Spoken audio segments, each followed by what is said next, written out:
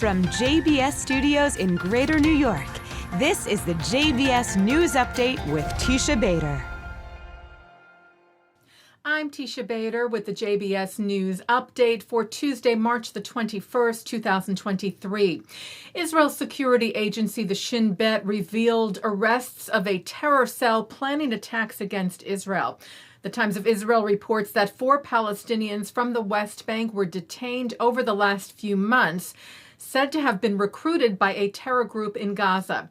2 were detained recently for planning what the Shin Bet said was a significant shooting attack in Jerusalem in the coming days.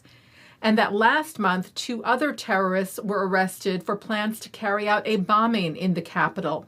Weapons were also seized. 2 German tourists were attacked Saturday after driving a vehicle with Israeli license plates into the West Bank city of Nablus. A group of Palestinians surrounded the car they were driving in, threw stones at it, punctured the tires, and tried to open the doors to get to the passengers, thinking apparently they were Israelis. One of the tourists, Gerald Hutzel, told Israel's Khan that the 2 managed to escape with the help of an Arab Israeli man who told them to follow him.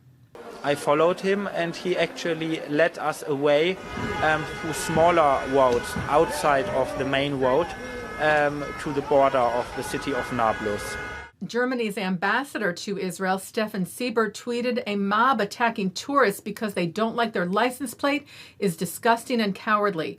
I thank the Palestinian Israeli citizen who saved them from the bottom of my heart."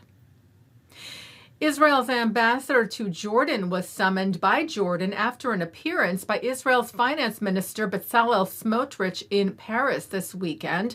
The Times of Israel reports where he told a private memorial service that there was no such thing as the Palestinian people, comments that were widely condemned.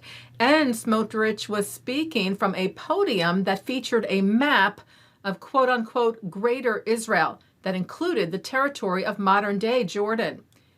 Israel's ambassador Eitan Sirkis was summoned over the incident, with Jordan saying that Smotrich violated international norms and Jordan's peace treaty with Israel.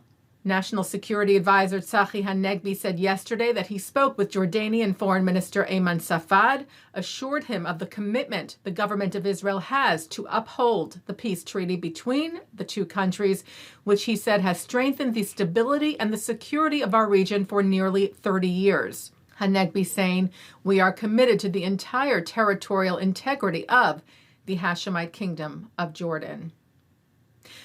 Jewish community leaders from over 50 countries around the world gathered today in Spain, part of a delegation of the World Jewish Congress, led by its president, Ronald Lauder, and joined by more than 24 members of the Special Envoys and Coordinators Combating Anti-Semitism Forum, including from the U.S. Ambassador Deborah Lipstadt, who said such gatherings result in the greatest exchanges of ideas and best practices.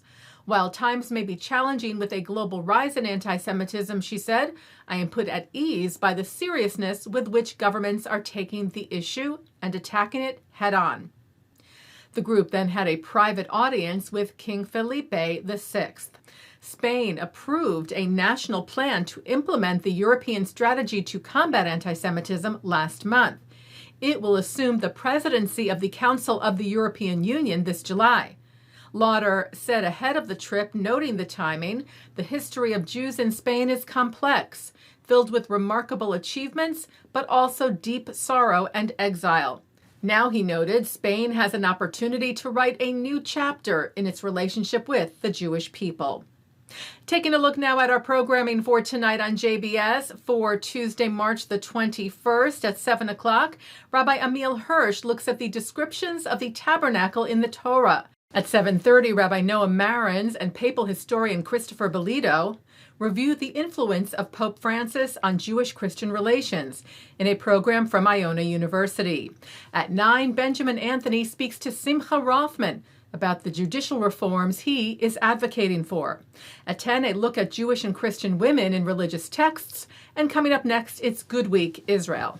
And that's the JBS News Update for Tuesday, March the 21st, 2023. I'm Teisha Bader. Stay healthy, stay well.